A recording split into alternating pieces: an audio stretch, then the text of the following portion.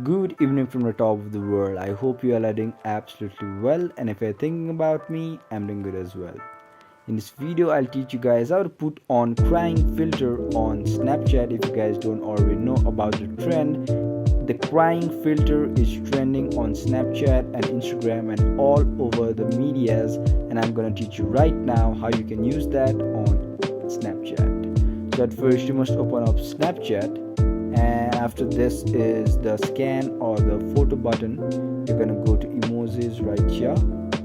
You're gonna click on that, and what you're gonna do now is you're gonna go to explore at the bottom right corner, and at the search bar you can type in crying, and you'll see the crying face emojis or the effects. So you can choose as many as you want and click as many pictures as you desire.